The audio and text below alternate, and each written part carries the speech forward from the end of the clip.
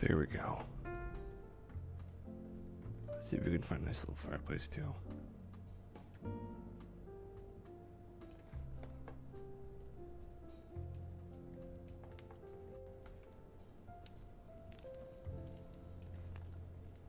Alright, well there we are.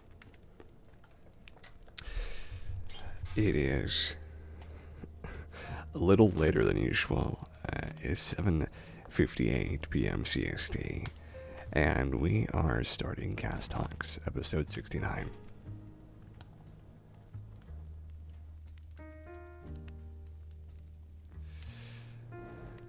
So, just a little bit of scheduling and stuff that didn't quite line up properly, but here we are regardless.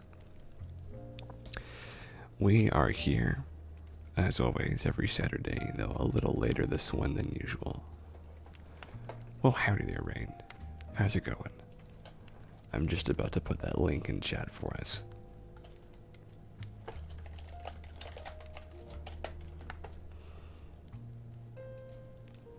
I think I may actually add my friend Mile to the stream Discord because I think he would enjoy it. I do think he would enjoy it.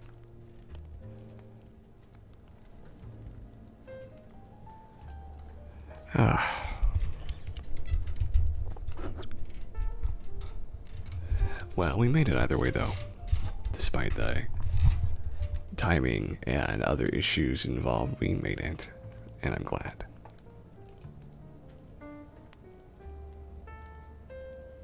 Interesting. Very interesting. And I'm pretty sure Miles is gonna show up. He seems like he'd be into it. Oh, there he is. Thanks to your poke in Discord, it's true.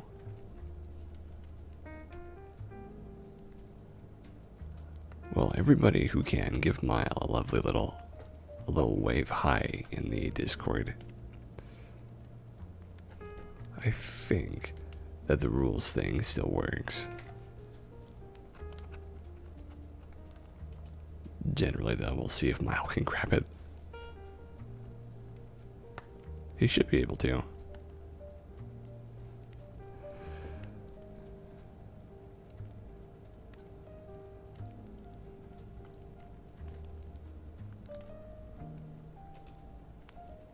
Here.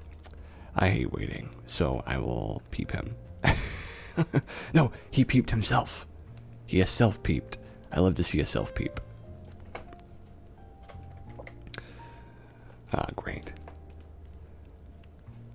So it's going to be a much more laid-back episode today, considering usually we have a level of, like, you know, this and that and this and that, but today we're gonna go slow. We're gonna go real slow. Let's see, I will let my friend know what's going on, and I will let my other friend know what's going on.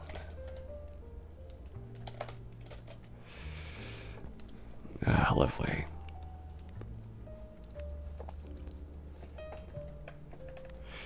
Alright, folks, so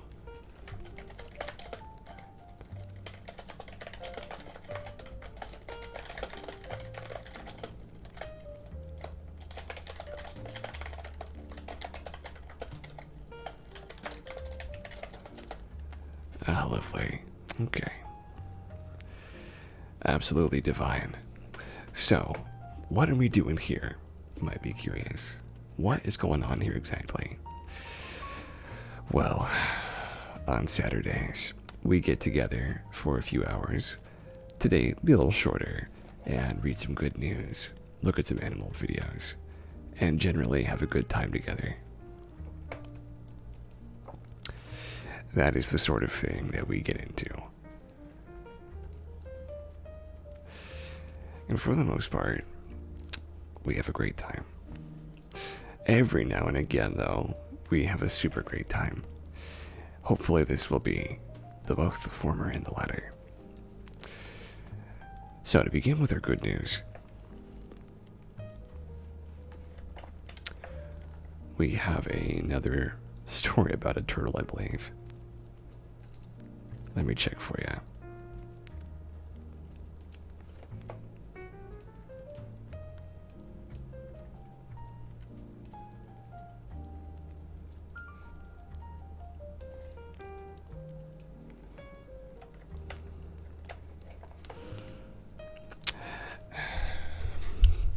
This is from February the 4th. Bride has the slowest walk down the aisle as her ring bearer Pet Tortoise steals the limelight on her big day. Aw, Pet Tortoise as your ring bearer.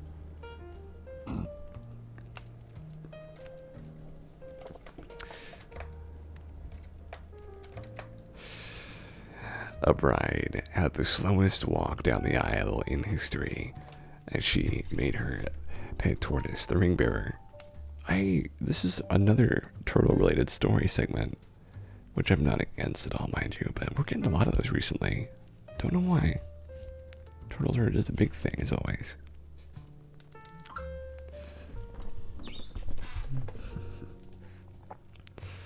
Turn the nightlight on. There we go. Vets Erica and Jay Johnson first met while doing a wild tortoise survey 20 years ago. So, they felt it was only right for their beloved sulcata tortoise, Tom Shellick, lovely, to be part of their wedding celebrations. The 41-year-old said that strawberries were dotted down the aisle for always hungry Tom to follow before the pair tied the knot last year at Tohono Chul Botanical Gardens in Arizona. The mom of one said that everything ran smoothly, and he even became the center of attention on her big day. Photos captured show the 20-year-old reptile creeping down the aisle, following a tall trail of fruit, while bearing rings on a floral basket attached to his shell. Absolutely lovely.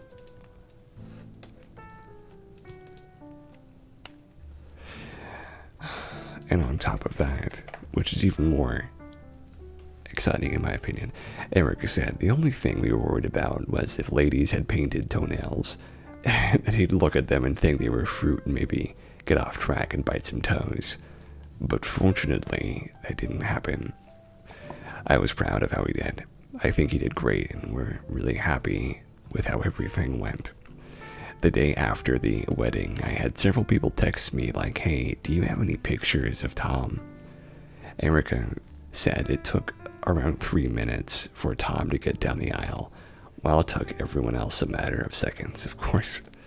Still, getting him in the right direction was easy. He eats mostly hay and dry things like that because he's a desert-adapted species, so he's not supposed to eat a lot of fruit, but since he loves strawberries so much, we knew it was a surefire way to get him to go down the aisle. That's lovely. We did the flamingos. Let's do one about squirrels. Just a quick squirrel one. What wintering squirrels can teach astronauts. When bears and ground squirrels hibernate in winter, they stop eating, lasting until spring simply on fat reserves they've stored up in their bodies. Usually, this sort of prolonged fasting and inactivity would significantly reduce, well, howdy boss, glad you could make it, the mass and function of muscles, but hibernators don't suffer this fate. How they avoid it, however, has been a mystery. Now, in Université de Montréal, biologist has figured out why, and his findings could have implications for, of all things, the future of space travel, by studying a variety called the 13-lined ground squirrel that is common in North America. Matthew Reagan has confirmed a theory known as urea nitrogen salvage, dating back to the 1980s. The theory posits that hibernators harness a metabolic trick of their gut microbes to recycle the nitrogen present in urea, a waste compound that is usually excreted as urine, and use it to build new tissue proteins. How could this discovery be of use in space? Theoretically, Regan posits, by helping astronauts minimize their own muscle loss problems caused by microgravity-induced suppression of protein synthesis, in which they now try to reduce by intensively exercising. If a way could be found to augment the astronaut's muscle protein synthesis, processing using urea nitrogen salvage, they could be able to achieve better muscle health during long voyages into deep space, in spacecraft too small for the usual exercise equipment, the argument goes.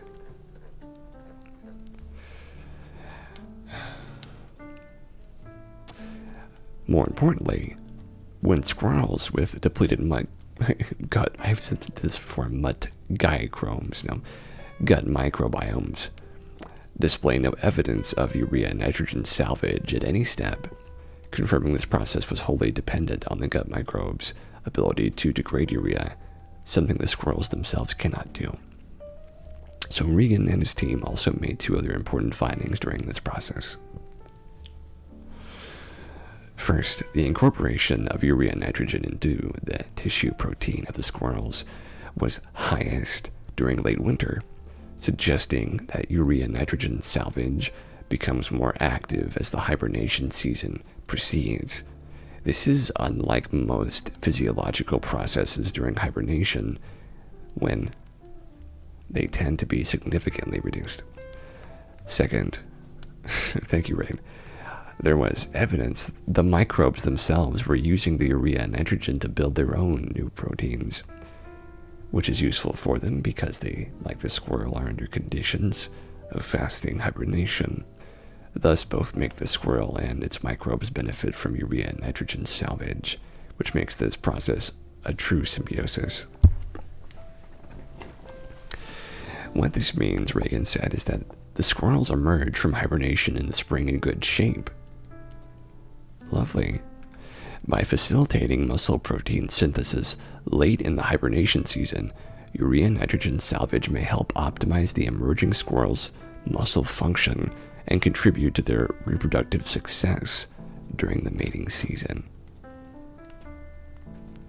Beyond the implications of space travel and health of astronauts, Regan's discovery could have more immediate impacts right now here on Earth. In the starving masses of the underdeveloped world and in the elderly, hundreds of millions of people globally experience muscle wasting as a consequence of various conditions. Undernourishment, for instance, affects over 805 million people globally. More prevalent in Canada is sarcopenia, an age-related decline in muscle mass stemming from anabolic insensitivity that affects all humans, leading to a 30 to 50% decline in skeletal muscle mass between the ages of 40 and 80.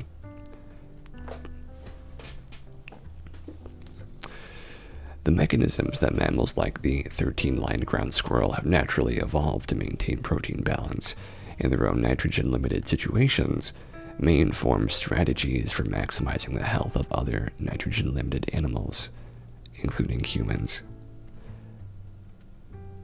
But one thing I find encouraging is that a study from the early 1990s provided some evidence that humans are capable of recycling small amounts of urea nitrogen via the same process. And this suggests that the necessary machinery is in place. It just needs to be optimized. I'm a fan of that. The idea on like that one sounds to me like you just sort of exercise and then eat your carbs and then go into a stasis for a while, and then your body kind of just makes muscles on its own almost. Lovely. I'm not going to argue with that. Magnesium may prime the immune system to fight cancer and other infections. Nuts are a good source of magnesium. It's very true. A simple mineral we all learned about in high school PE class could be the active ingredient in a new method of cancer treatment and prevention. In this way, magnesium has gone from being something to help us play sports longer to something that lets us play life longer. That's because magnesium acts like a bridge between killer T cells, a critical immune system weapon, and cancerous cells by binding to a protein on the T cell's exterior called LFA-1, which allows them to then hone in on cancer cells, which in turn have many ways to disguise themselves ordinarily.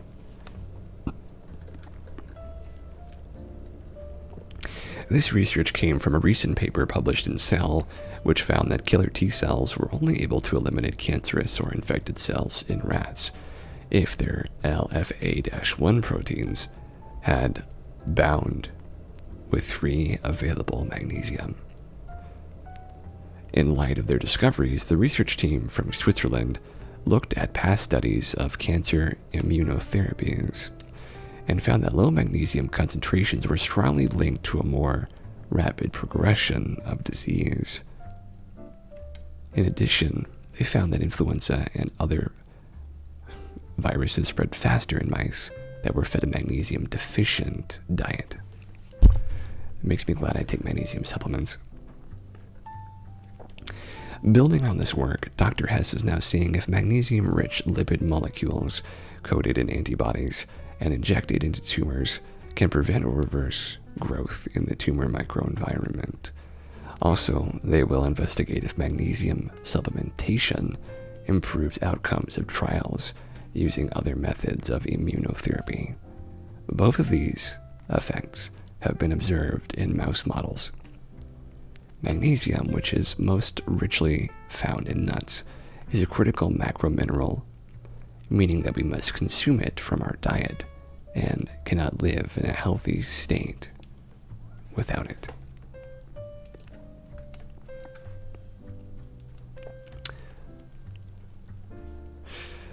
Well, I like that one. And it does make me feel more grateful for taking all those supplements, honestly. Let's see.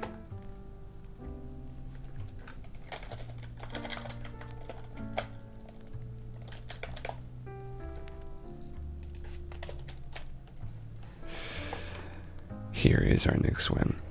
Family goes weeks without producing a single piece of trash with a zero waste lifestyle. Meet the eco family who goes weeks without throwing a single piece of trash thanks to epic amount of recycling and savvy shopping. 41-year-old Esther Pinarubia, I think it's how you say that, encourages her two kids to make crafts and drawings from old bits of packaging so that nothing ends up in a landfill. Over the past 2 weeks, Esther has only been forced to discard a balloon from a party, the backing from a sheet of stickers, and an old t-shirt she used to clean shoes, along with a broken toy. She began minimizing her family's wastage when she moved house and decided that she would leave all single-use items behind. The mom of two, who lives in Girona in Catalonia, shunned cling film and tinfoil and decided to buy everything she needed in bulk from second-hand shops. She said, "There are already reusable items that we would have to buy once, so it would be a waste of time and money buying the single-use ones. It's cheaper, and you know that the item will continue being used instead of being set aside. So it's just perfect. Each of us play a big role in taking care of the environment. It's enjoyable to try and help rather than just keep complaining about the current situation. Moreover, you don't take out your rubbish quite so often because you don't generate it." I like this idea, but I hate the idea of using things like rags and for Christmas presents and stuff like that. Which is for what they're talking about. Oh, this is a great one. With the blink of an eye, even the paralyzed can play musical instruments. While many say the eyes are the windows of the soul, a Greek music professor sees them as windows of soul music, or rock, or electronica, or jazz. Zacharias Vampakousis is the creative mastermind behind iHarp, and while he missed the opportunity to call it iTunes, his new digital musical instrument is allowing hundreds of quadriplegics to create music only using their eyes. With a PhD in music technology and possessing expert computer skills, Vembakusis made the field of disabled musicianship, a specialty after a friend suffered a motorcycle accident, which impaired his ability to play the guitar. iHarp is currently in its 5th iteration, and Vembakusis launched the iHarp Foundation in 2019 to try and get his instrument out to more people. We knew certain activities like playing soccer or music would be impossible for Joel, says Mr. Bueno. Oh, see, I skipped too far ahead.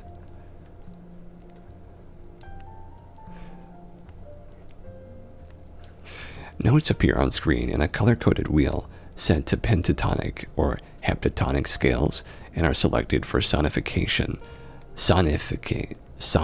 Yeah, I got it right. By the user's gaze.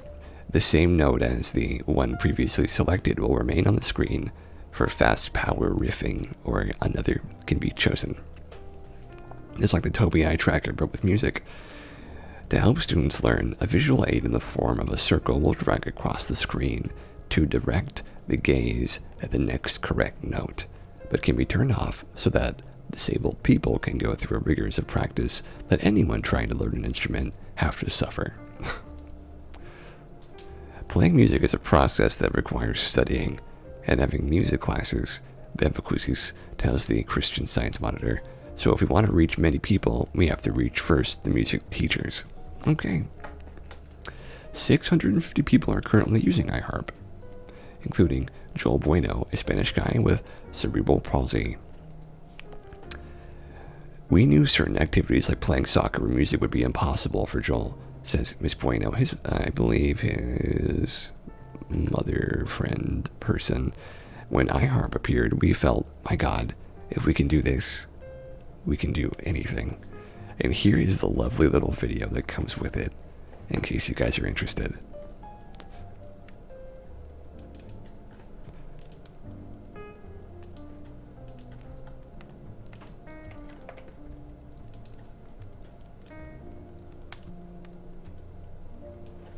Let me unmute this site a little bit here.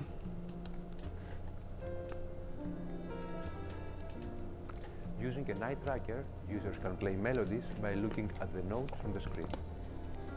My gosh, this is insane. By supporting our crowdfunding campaign, you're helping us fulfill our vision, improve the quality of life of people with disabilities through music. Can you imagine what kind of ridiculous brain power you could get from doing this all the time? Look at him go! That guy's going crazy, look at him. He's using the eye tracker. This is powerful. Wow. I have no idea how... I mean, it's totally a human thing to come up with something so important that you basically can change the world in just overnight in a way. But yeah, that's a new step, right? It's a total new step. I think I want to get one of these shoes, actually. I might add these in. We actually have a blind musician out there.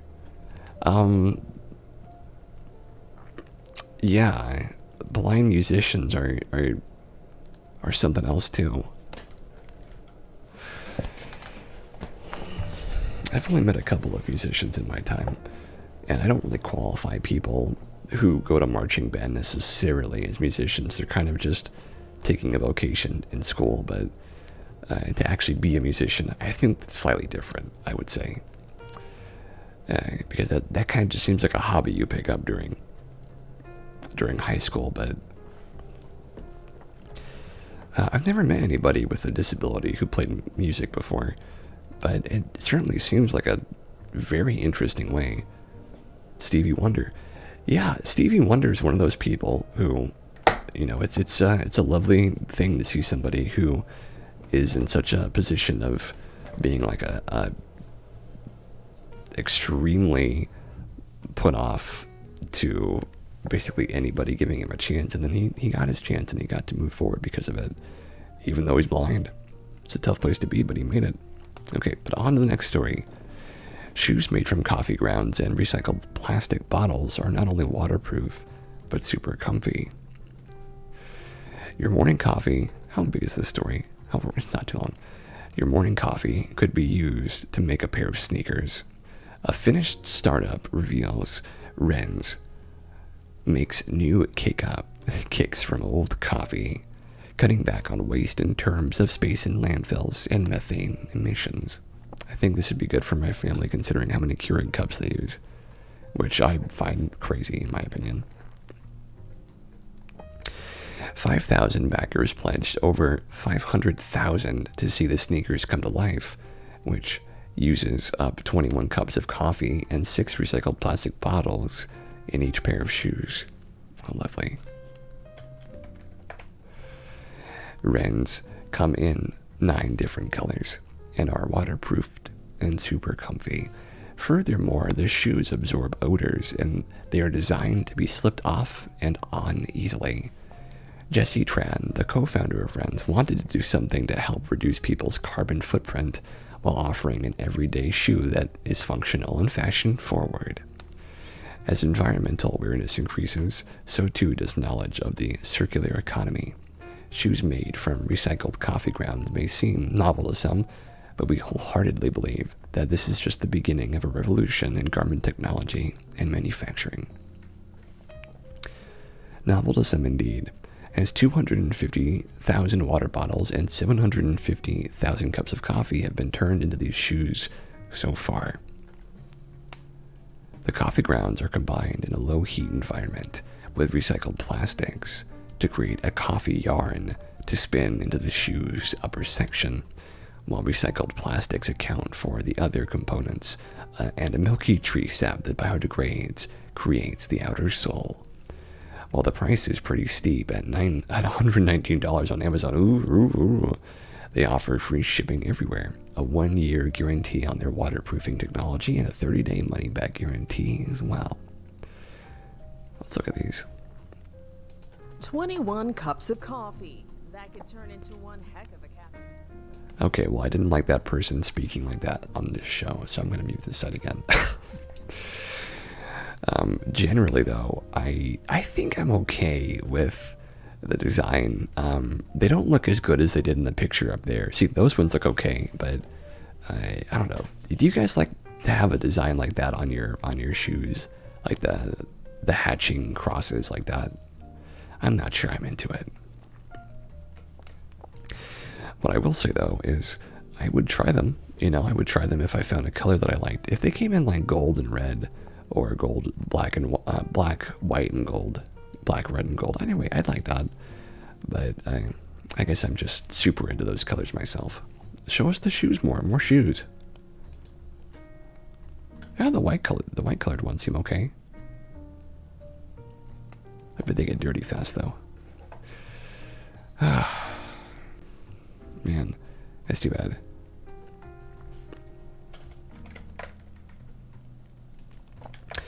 Alright, folks, I'm gonna look for some newer ones, I think.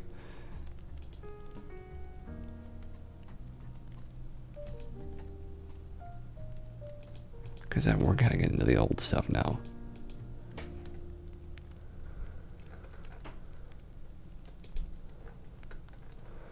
More coffee. Show us more coffee.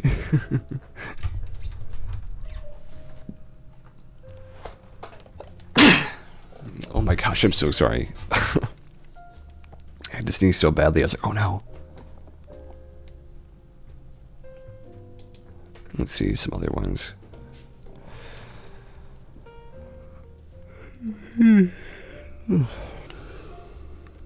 Ooh, the clean ammonia energy is a cool one too.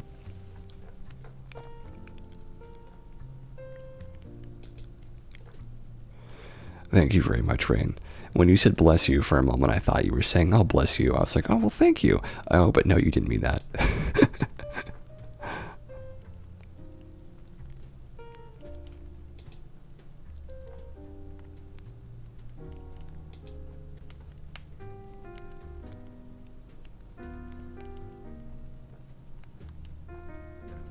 Okay, we found some good ones. Now this is an interesting one, if I have to say so myself. This huge black diamond just sold for 4.3 million, and no one knows where it came from or how it was formed. A giant black diamond with an origin unsolved for decades has sold at auction, despite scientists unsure whether it was formed from lava or dropped from a meteorite, or perhaps even strange tidings besides that. It's easy to be romantic about diamonds, as well as being forever and a girl's best friend, quote unquote. Not my favorite thing. They also can harken back to the magic of J.R.R. Tolkien. Or let's say, a Hobbit fantasy or the Hammer of Thor was forged in the heart of dying stars. The extraordinary hardness of the stones, as well as the diversity of color, elicits theories about their formation that are equally incredible, and this jet black carbonado diamond weighing almost 4 ounces, which is 111 grams, which is scientifically unexplainable, is a perfect example, aptly named the Enigma diamond. It fetched 4.3 million at Sotheby's as the largest faceted diamond to ever appear on the auction market, weighing a staggering 555.55 carats. The black, naturally colored diamond surpasses the weight of the other giants like the 530-carat Great Star of Africa. Cutting Enigma into its 55 facets took 3 years due to the Carbonado diamond's hardness. Exactly what a Carbonado diamond is and how it's formed, scientists don't know, and their lack of certainty has led to some fascinating possibilities. They do not know that Enigma and all other Carbonados formed in an unknown event period, which was around 3.4 billion years ago, and they're only ever to have been found in Brazil and Central African Republic thus far. As diamonds are formed hundreds of miles below the Earth's surface, they often encapsulate other minerals. Carbonados contain unique collections of minerals, such as titanium nitride, called osbornite, not found in any other diamonds, but certainly it is commonly found in meteorites. I didn't know that titanium could naturally form a long time ago, but I learned that just in this past year, I think. Another curiosity of Carbonados is their age. They are always at least 500 million years older than the oldest ever diamond found in other sources like kimberlites, which are essentially church organ-like tubes that shot diamonds out in spurts of lava millions of years ago. However, any diamonds ever found in meteorites have been truly minuscule, while Carbonados are regularly quite large. As the science of Carbonados advanced, evidence that osbornite has been found in Earth's crust has led other researchers to develop theories that the black diamonds are homegrown. Diamonds are at their heart a form of carbon, yet Carbonados, true to their mysterious nature, are formed from the light carbon isotope C12. In other words, the carbon that makes up biological life. Diamond-based life form. Are Carbonados fossils of the very earliest organisms to form on Earth? Peter Heaney, a mineralogist at Pennsylvania State University, pondered in Nat Geo. Nobody knows the answer to that. But if it's true, then Peter Heaney is going to get some medals for later on. The surfaces of these black diamonds are covered in pores, a feature which under the extreme heat and pressure near the Earth's core would simply not allow a crystal to remain intact. Heaney thinks the pores contain radioactive phosphate minerals, which left the pores as they decayed and darkened the diamond's color in the same process. Very interesting. Haggerty proposes another extraterrestrial theory for the pores, which is that they were formed as molten carbon degassed on the surface of a dying star. Whatever the secret behind the formation of these strange black diamonds, there's no doubt that they are extremely captivating in all respects, and whether they came from an erupting lake of liquid diamond on a faraway world and then carried here on a meteorite, or whether they were forged in some strange, fantastic doom volcano, there's no origin story that isn't sufficiently mind-blowing to be featured in some fantasy book in the future. There was an awful lot of book references in that one that I wasn't quite happy with. But certainly, imagine what kind of strength it takes to forcibly carve into a high-carbon titanium diamond. It's probably why it took them 3 years to carve it as much as they did, and they had to stop because it was like, we can't really afford to keep doing this for much more. We got to sell it soon. I mean, I've never actually held a diamond in my hands before, even one big enough to put between my fingers. But that one you could like hold, like it was like baseball sized almost. Well, howdy there, Chia. How you doing? Welcome on in. Honestly, I have no idea how to even think about, like, how you would know what that's even worth. I know there's ways to tell, but still, over 555 carats. It's crazy to me. So here's our next one. The ancient shard of bone said to be from St. Valentine's finger on display at the medieval church.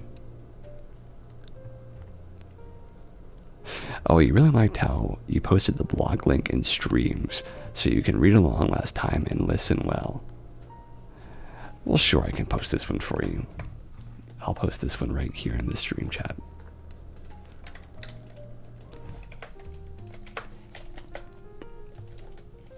It's a good idea.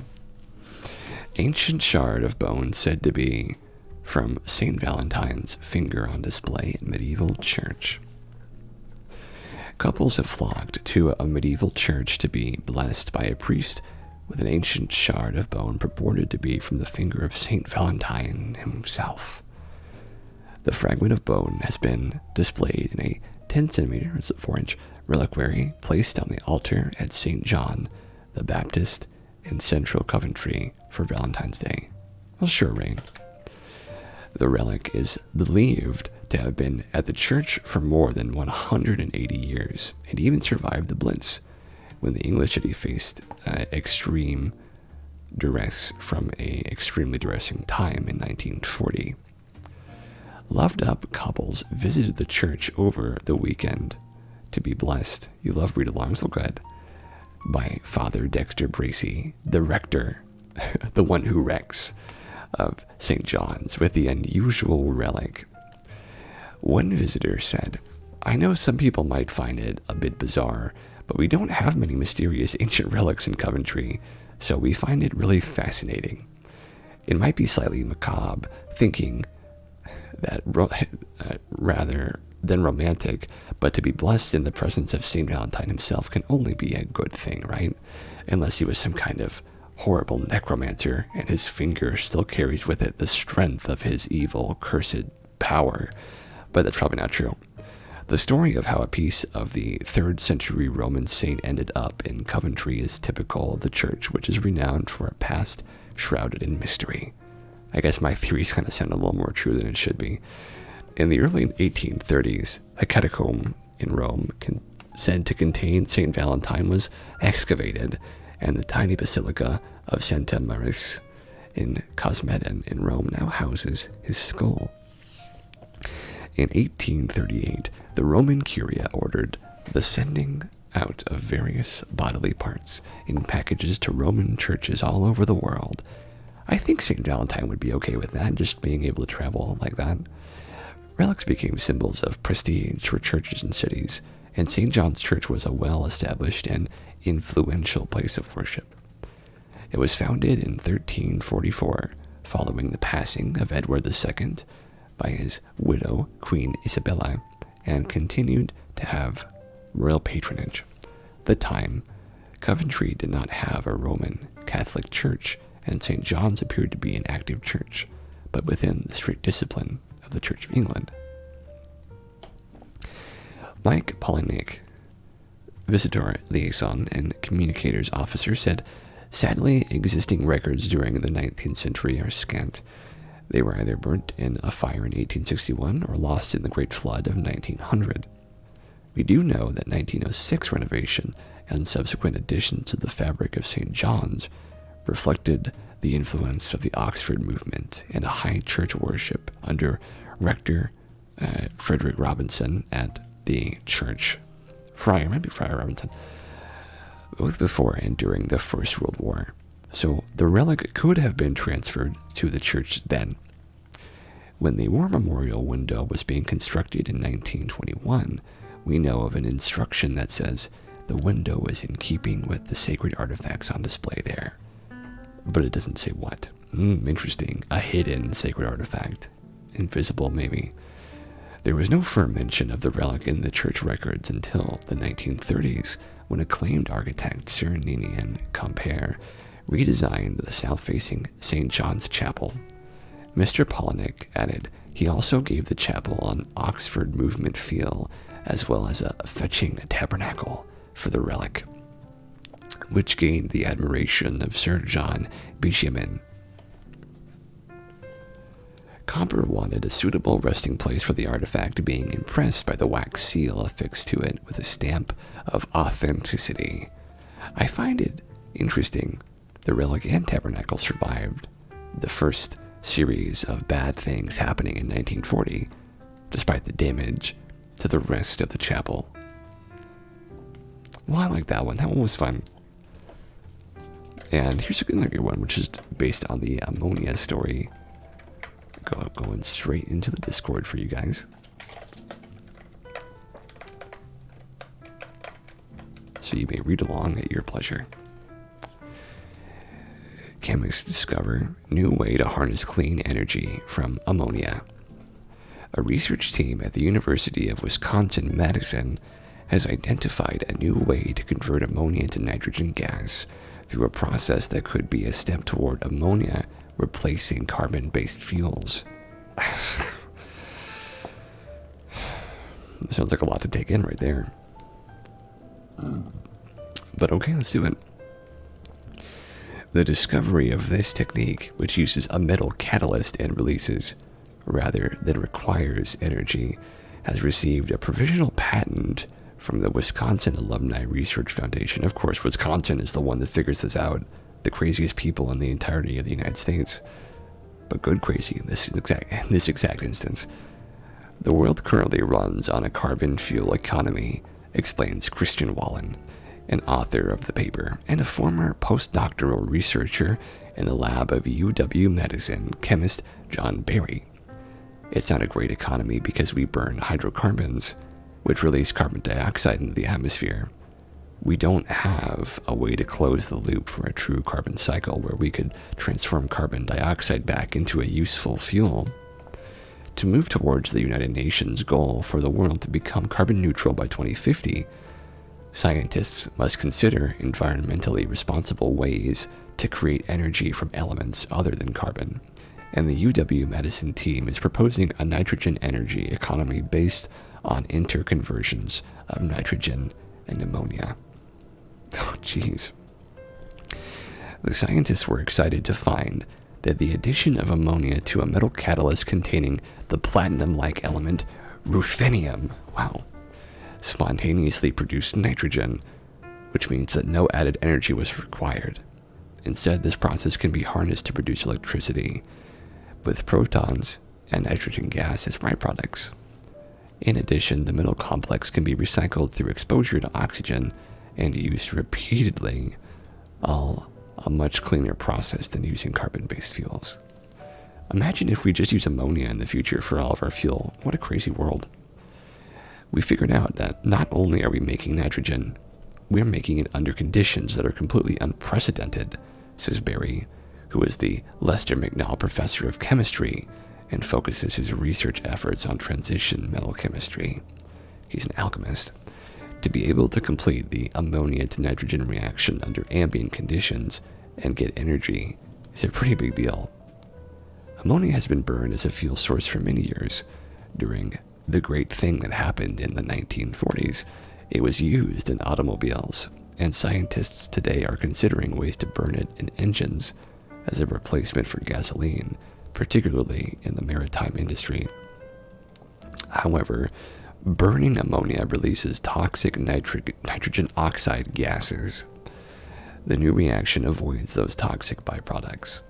If the reaction were housed in a fuel cell where ammonia and ruthenium react at an electrode surface, it could cleanly produce energy and electricity without the need for the catalytic converter.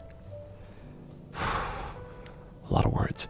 For a fuel cell, we want an electrical output, not input, Wallen says. We discovered chemical compounds that catalyze the conversion of ammonia to nitrogen at room temperature without any applied voltage or added chemicals. This is the first process, as far as we know, to do that. Jeez. So we just need a big old thing of ammonium and a gigantic ruthenium capsule and then just put them together. Give the world enough energy. I don't think it's that simple, but still. We have an established infrastructure for distribution of ammonia, which is already mass-produced from nitrogen and hydrogen in the Haber-Bosch process, says Michael Trineri, a graduate student and author on the paper. This technology could enable a carbon-free fuel economy, but it's one half of the puzzle. One of the drawbacks of ammonia synthesis is that the hydrogen we use to make ammonia comes from natural gas and fossil fuels, so we haven't really solved anything in that regard.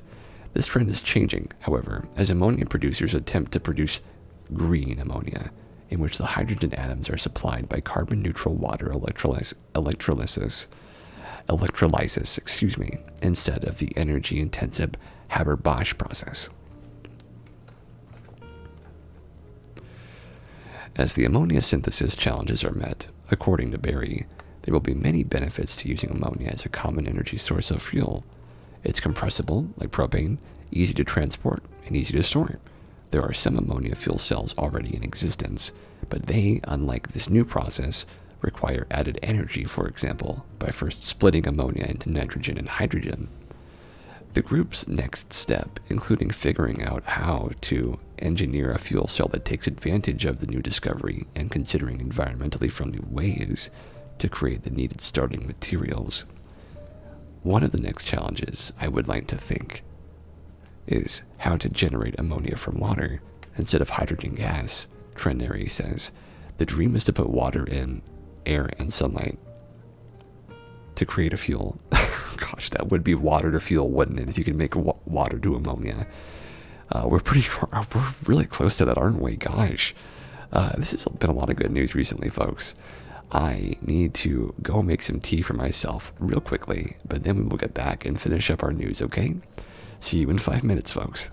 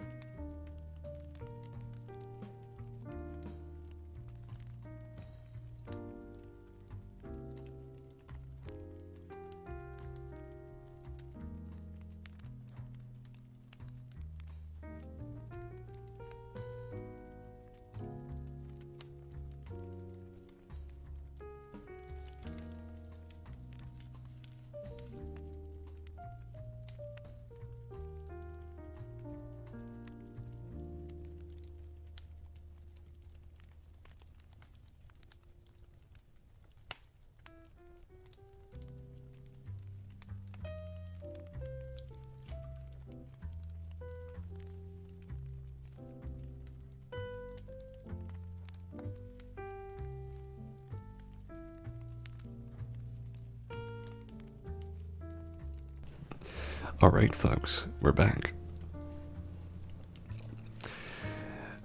Yeah, I agree, Rain, and thank you for using the emote, or the highlight thing. I appreciate that.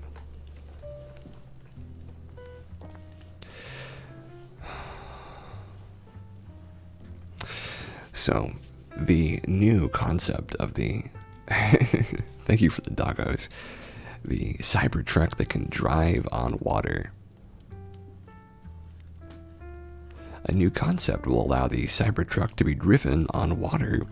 The Cybertruck idea is designed to quickly transform Tesla's vehicle into an all-electric, high-performance amphibious catamaran. It sees the addition of electric outboard motors, pontoons, and optional hydrofoils in the foiler model, which fold or collapse into parts to be stored in the vehicle. And then they can be installed by a single person in less time than it takes to launch a boat. Interesting idea. We believe that with more than 1.3 million Cybertruck reservations, the market potential for Cybercat is immense and total gross margins comparable to those generated from the Tesla Model S and X. The Cybercat has estimated pricing between $22,900 and $32,900, while the foiler would be marketed at $35,400 and $42,900. The Cybercat would have a top speed of around 25 miles per hour and a range of 115 miles, while the foiler is expected to reach 40 miles per hour with a similar range. Diamond says the patent-pending concept is not a third-party aftermarket solution. Instead, we intend to work directly with OEMs to bring the concept to market. Oh, lovely. If you guys want to see an image of them, they're very strange looking. Seattle-based company TSWLM Electric Vehicles are now accepting emails to demonstrate market interest and substantially increase the probability that Cybercat becomes real. So this is what they look like.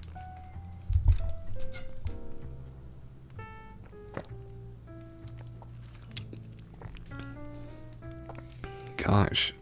I will send this in the stream chat in case you guys are interested in seeing it. I have no idea if I would ever even consider this being like a normal mode of transportation. I think maybe in 100 years, if this is really common, then people will be like, yeah, I'm going to get into my boat car. Maybe that'll be fine, but like for me, I'm like, oh, the boat car. I don't know if I trust the big EM to make a good boat car, but I mean, maybe, I don't know. I guess maybe I shouldn't judge too quickly, but still, that's a lot. That's a big thing to work with, for sure.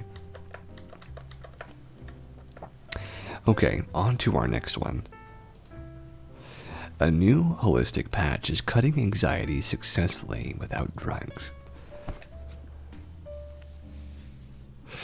In a 2018 report, GNN introduced a California health practitioner who car breaks down in the moss of the ocean. Yeah, I know. Moss. You tell him. You let Rain know what moss is like. Middle. You need to have an ocean,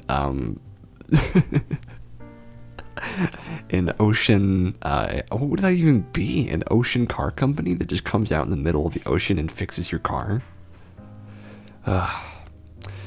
California health practitioner who invented a natural, drug-free patch that can treat nausea in people and pets, and relieve cramps and vertigo. Now, GoPatch is crucial in meeting a need with its new product to alleviate anxiety.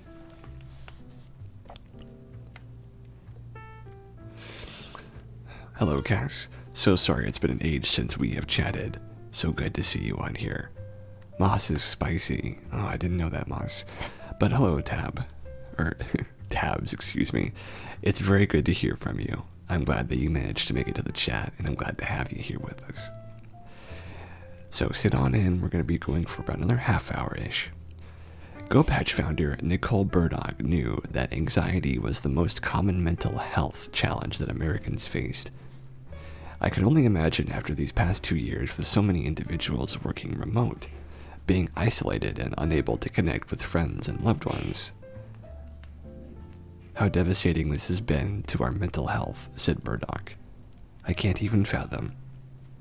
Gina Ralston, an ex-police officer living in Tennessee, now works in the prison system. Anxiety has been a battle. Sorry, I keep forgetting to post these at the right time.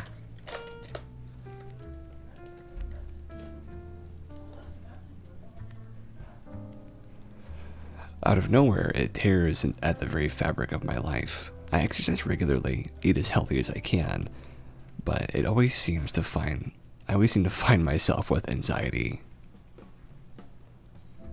Oh, it's so calming here. Well, I'm glad to hear that.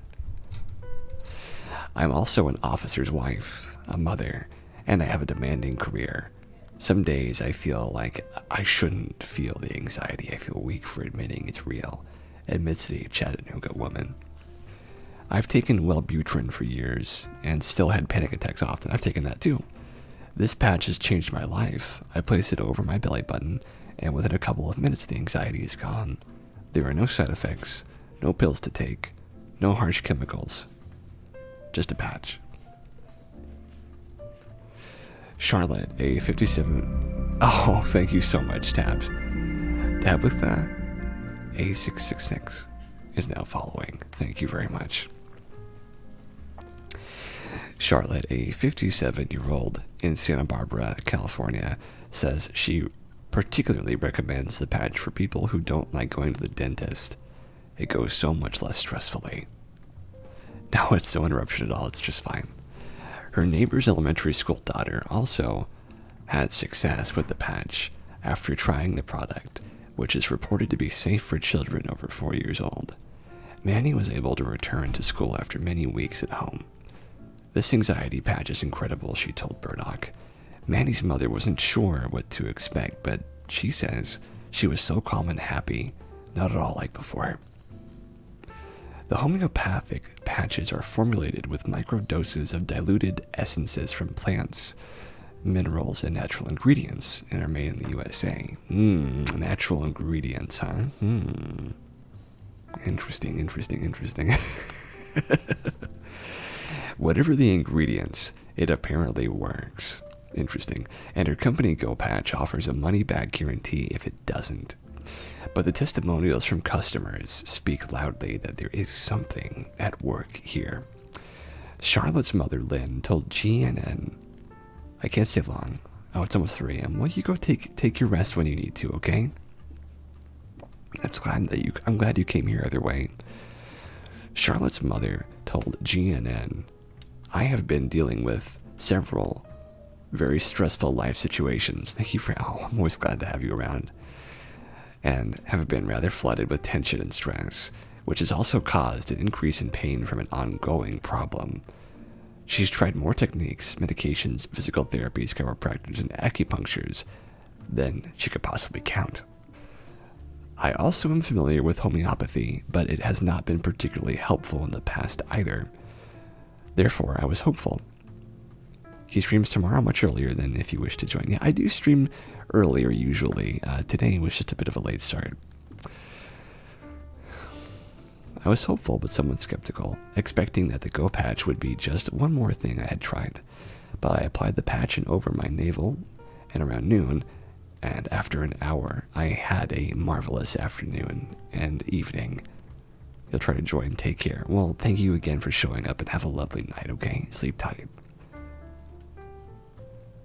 Had a marvelous afternoon and evening, and could enjoy my 3 grandchildren in the Christmas pageant in a way I had not been able to do in many years.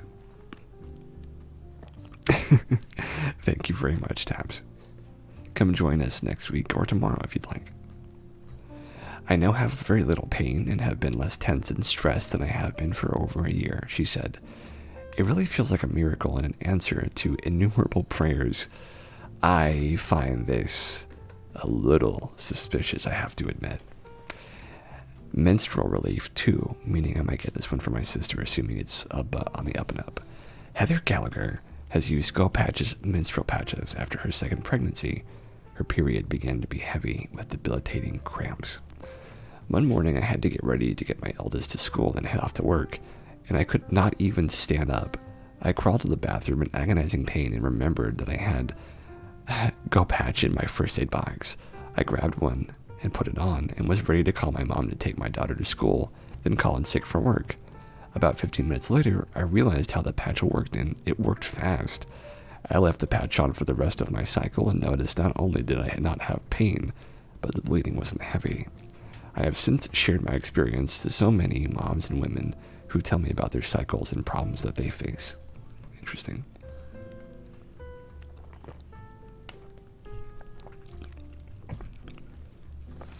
Did I put this one in the... I did, good.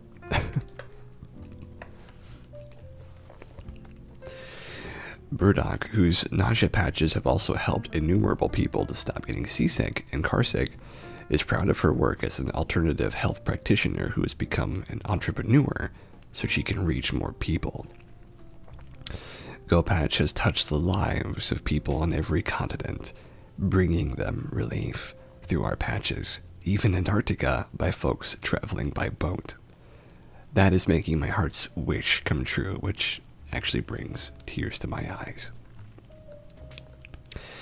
10% off any package until February the 19th. Oh, well, I think we're too late, unfortunately. GNN has partnered with GoPatch to offer readers an exclusive discount. So I think that the discount, as they said, they're already backlogged on orders for now. So, hangover, anxious, motion sickness, menstrual cramps. I mean, anxious, yeah. So, let's take a look. Someone's barbecuing. Oh, the coupon still stands.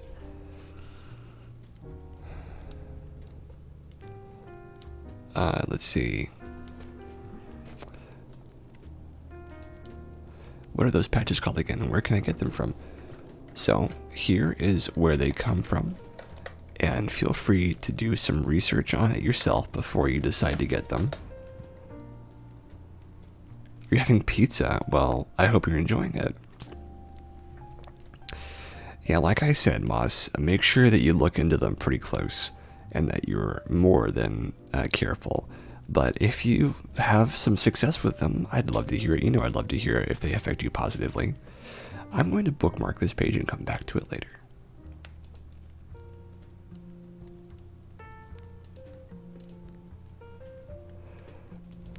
Talk to your doctor first? I mean, that's probably a good idea. It's probably a good idea.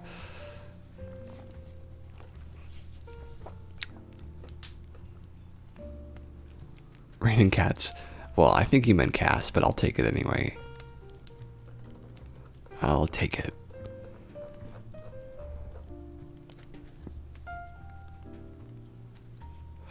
Just have a few more news stories to get into, and then we'll probably finish up.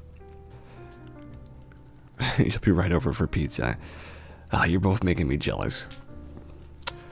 So, Detroit getting first public EV charging road in the US to power electronic vehicles wirelessly.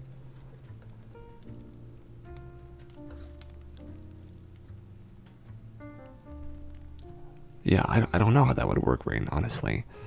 It seems crazy. Electreon announced a partnership with the Michigan Department of Transportation to establish a wireless charging demonstration project that will include a 1-mile stretch of road to recharge EVs while they drive. Rain in cash? I think you got that wrong too. I think that was wrong again. Oh, thank you for the noms, Chia.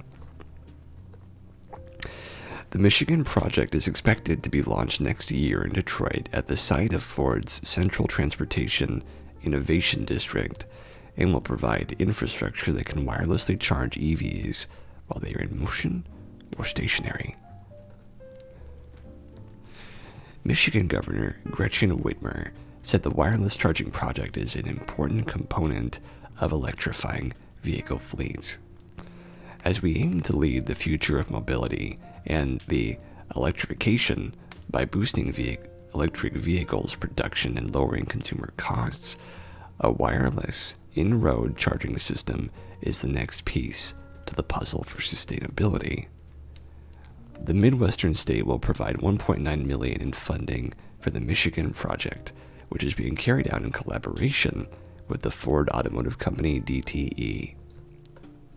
Hosting the first wireless road system in the U.S. as part of the open platform we are providing at Michigan Central will serve as a magnet to attract innovators to test on this nationally significant asset. Last October, the first fully operational bus to use Electrion's charging technology launched in the city of Visby in Gotland, Sweden, which is helping the nation reach its target of installing 2,000 kilometers of electric highways by 2030. Lovely.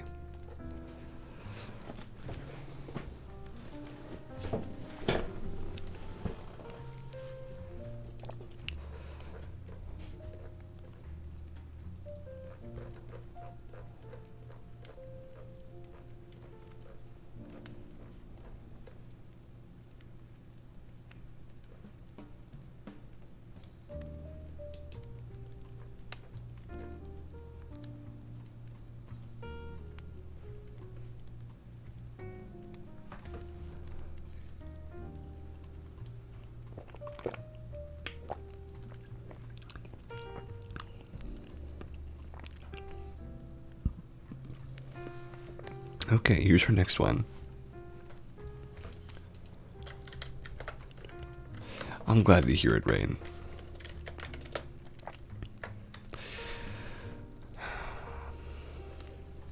Stray cat saved a restaurant during the pandemic by lounging on miniature models in the window.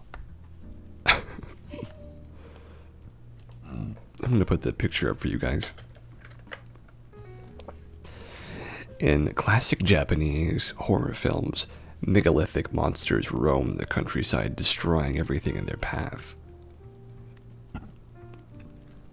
However, at one Osaka restaurant nearly done in by recent events, it was a band of non-marauding catzillas that I read this one, it's so good, yeah, that stepped in to save the day.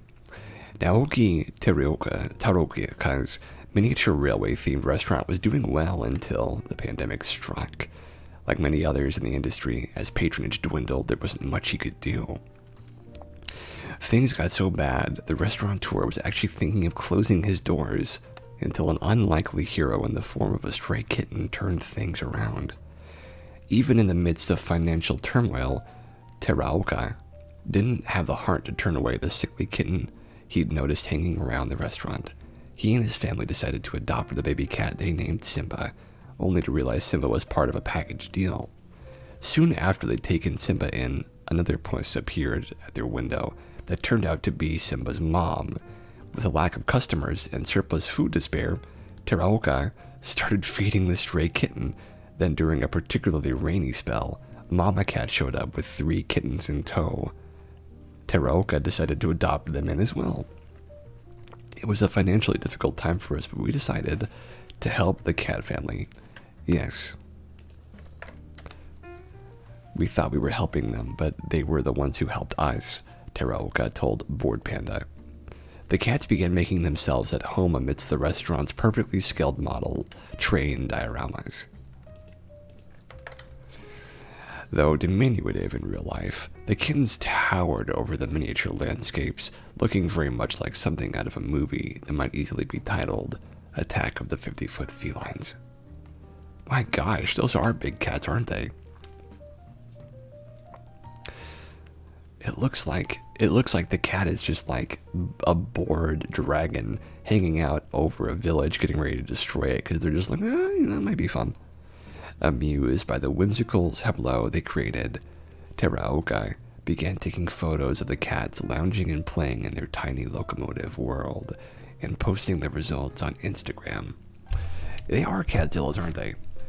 Not only did the photos become a sensation, but they also inspired Teraoka with an idea to reinvent the restaurant that turned out to be a real winner. Aww. The kitten wants to nuzzle the bridge. There's no trains going through that bridge right now because the kid's getting his scratches on. You gotta shut down the road, shut down the bridge, because the cat's in the way. While the model trains remained an attraction, Teraoka transformed the place into a cat sanctuary where patrons could interact with stray cats as they dined and even adopt them. As customers began to flow in and popularity grew, he was able to expand his operations with a second-floor cat shelter and kitty hotel. Aww. Teraoka tries to populate his establishment with felines that are most at risk.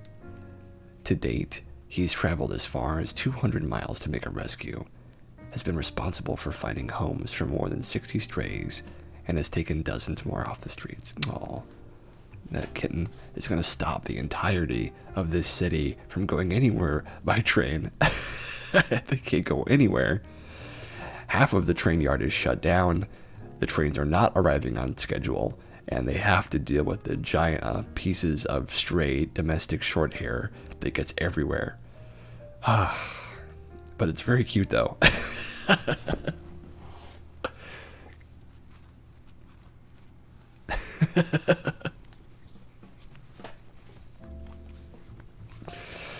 I imagine being a tiny person walking up to a giant cat and being like, oh, I guess I'll go home now. My train's not coming today.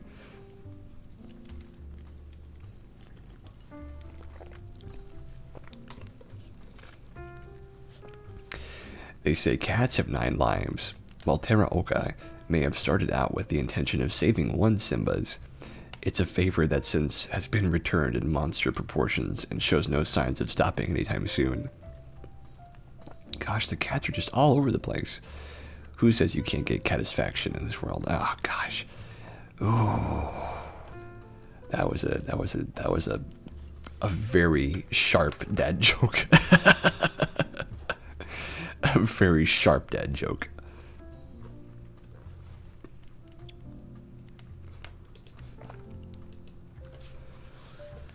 Let's see.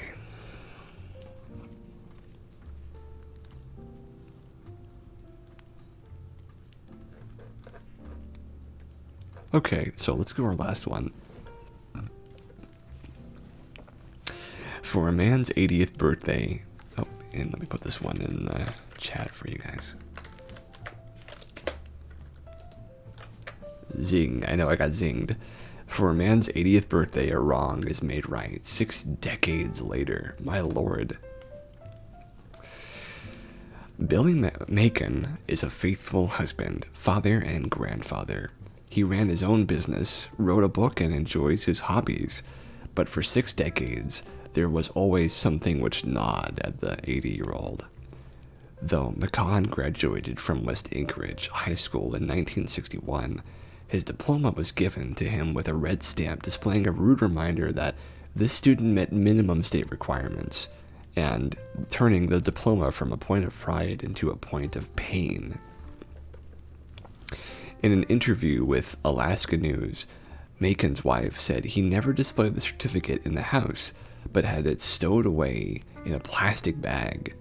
It belittled his commitment to family and education, for as a senior, he was already married with a child and had a second on the way. He was working at a nearby Elmendorf Air Force Base to support them, which required a 1-hour walk, while finding time to study when he was able. I tried to do homework when I got home from school, but by the time I'd get to it a little bit, it was time to get off on my walking trek out to the Elmendorf, Macon said. So I'd walk out to Elmendorf, work half the night, and then walk all the way back. So this guy's working like he goes to school until 3 or something like that, and then he spends an hour walking home, and then he gets like a half hour to study, and then it's 4:30, and then he has to walk an hour to work, and then it's 5, and then he works until like probably, let's say like 11:30 or something, maybe more, and then he has to walk another half hour back, and then he has like a half hour before he has to go to bed. So it's like, this guy has no time. Macon's granddaughter, Tafina Timpson, after seeing what the red stamp had done and was continuing to do to her grandfather's sense of pride, tried to contact the school district but had no success. I know, right, Rain? That guy probably worked, like, he worked and schooled. Oh. There's not enough time. There's only 24 hours in a day, and you can't always spend it doing homework. Later, looking to do something nice for his 80th birthday, Timson wrote a moving social media post hoping to capture an incredible value of a man which the state examiners had failed to notice. Sven Gustafsson saw the post and decided to right the wrong. As principal of the same school that Macon had graduated from in 1961, he organized a special regraduation ceremony, complete with a recital from the school choir and a new diploma sans stamp. Oh, it's unbelievable. It is unbelievable, he said. His wife confirmed that he plans to hang this one on the wall. Oh, look at this guy. This guy is like so proud. Look at him. Billy Ray Macon has a lot to be proud of. This is my daughter and her 2 children. A loving family, friends who help him with his hobby of collecting things. Okay, that collection's a little bit hard to look at. I'm gonna scoot past this collection here. Wouldn't it be nice if you were nice even when no one expected you to be? That's lovely. But despite his success, there's something that's always No more, yeah, okay, I don't think they're gonna show his collection anymore. What it looks like. a tiny bit like a failure. Oh my gosh. 61 Anchorage High School diploma has a red stamp that reads, "This student met minimum state requirements." Oh lord. Instead of feeling proud, the words made him feel ashamed. His diploma was never on display. It was in a plastic bag, put away. The piece of paper didn't reflect the hard work or the hardship making Aw. afford to make it through high school and support his family. At 19, he was already married, had a child and another on the way. Oh man, they look so beautiful together. Look at them. In Mountain View, with no electricity or running Look at water. those two. They're so adorable. Look at him in his cap. Walked an hour to school and back. Start on his homework before heading out again to walk to Elmendorf Air Force Base, where he worked through the night. Walk from Elmendorf back. It's okay. And Macon is emotional now, but at the time he put his diploma away and rarely talked. Gosh, look at this guy getting torn apart by this horrible little thing. Bothered by it all. I just knew that Like, can you imagine being told, like, yeah, you barely made it, even after everything you did? I had nowhere to start, but I just knew I had to be that squeaky wheel for him. Macon's granddaughter wrote an emotional post about why her grandfather deserved a new diploma without the red stamp. She wanted to surprise him on his 80th birthday. The post caught the attention of the West Anchorage High School principal. the same It's a lovely looking school. It looks better than the school I went to. years before. If we can right a wrong from way back when, I know, they don't know what he went through. The principal Yeah, that's a good way to look at it. You might as well do it if you can right or wrong, and it costs you nothing. The family thought Nothing but a little bit of good faith. the diploma, and Macon knew nothing at all. International Baccalaureate. I said, what is this? And I stepped inside and oh man, I couldn't think it. Oh my gosh, they got the whole choir together for him. School had arranged a graduation ceremony, complete with the high school choir, a presentation of a new diploma Look at him! Look at him! for a man who deserved Oh, wow. Look at this guy. was something to be proud of. It's unbelievable. It is unbelievable. Look at this guy. He got himself a new diploma. For telling Alaska's story, Oh my gosh. That is fantastic. This guy got what he wanted. He got his diploma back. Oh, it's very emotional. That guy, he totally got to get his wrong righted. Grats, man. I know, grats. Just grats. What a grats right there. Oh. Like, I feel like my heart grew a size bigger just from watching that. Man. Well, I think it's a very fine ending for this stream. I think tomorrow, me and Rain are going to, not Rain, excuse me, Rain, I didn't mean to rope you into that. Me and Playful are going to hang out together. I'll probably do a little bit of work on the stream while we have some nice things in the background going on and we talk about Disney. As we do, as we are wont to do. And I think it's going to be it for us today. So, thank you guys for watching so much. And we've come to the end of our time. So, if you're interested, there will be a link to my YouTube at the end of this. And I'm still deciding what else I want to link on there, but we'll get back to that later. And this has been Cast Talks episode 69. We will also probably do some good news stories. We probably will. And we'll find something good to do then. So, until then, you folks, you've been great. You know, I'm going to find my awesome outro music. You've been absolutely great. And as always, this is you wish you could get what you want with all your heart. Well, I think sometimes we get what we want in ways we don't expect. I'll give you a quote from my favorite movie. Excuse me, my favorite quote from one of my favorite movies.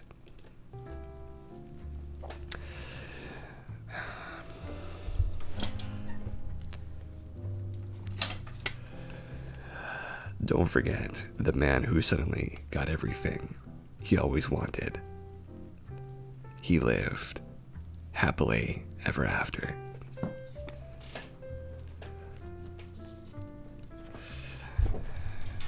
And you know what that means? That means that we are always capable of reaching that spot, even if we don't believe it. My dog, Mika Beck. Oh, I know what you're looking for. But what I can say is, for now, thank you guys so much for watching. Like I said before, I appreciate your ability to be here on Saturdays, even though I was late. And that's our show. Thank you so much, and have a lovely rest of your Saturday. Yeah, see you guys again real soon. Take care, okay? I'll see you next time. Bye-bye.